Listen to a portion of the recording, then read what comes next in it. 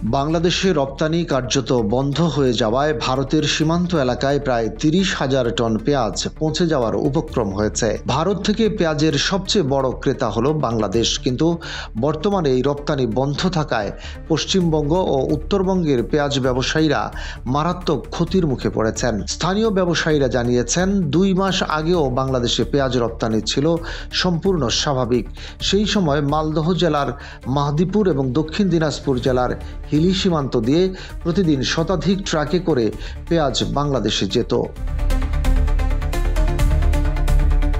এই স্বাভাবিকতা বজায় থাকবে এমন আশায় মালদহ জেলার ব্যবসায়ীরা প্রায় ২০,০০০ মেট্রিক টন এবং হিলির ব্যবসায়ীরা আরও ১০,০০০ মেট্রিক টন পেঁয়াজ মজুত করেছিলেন, কিন্তু হঠাৎ করে রপ্তানি বন্ধ হয়ে যাওয়ায় মজুত করা বিপুল পরিমাণ পেঁয়াজ সীমান্তেই নষ্ট হচ্ছে। ক্ষতি কমাতে বাধ্য হয়ে অনেক ব্যবসায়ী এখন পানির দরে পেঁয়াজ বিক্রি করে দিচ্ছেন।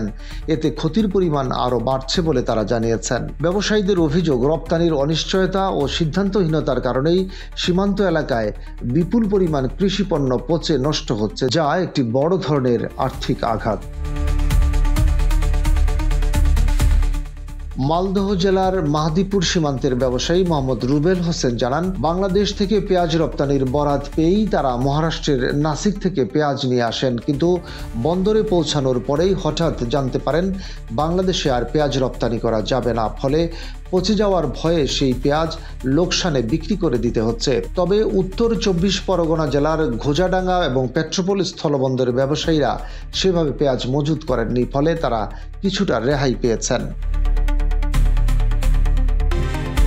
পেট্রোপোল স্থলবন্দরের ক্লিয়ারিং এজেন্ট স্টাফ ওয়েলফেয়ার অ্যাসোসিয়েশনের সম্পাদক কার্তিক চক্রবর্তী গণমাধ্যমকে জানান, এই মুহূর্তে পেট্রোপোল এবং ঘোজাডাঙ্গা স্থলবন্দরে পেঁয়াজ ভর্তি কোনো ট্রাক দাঁড়ানো নেই।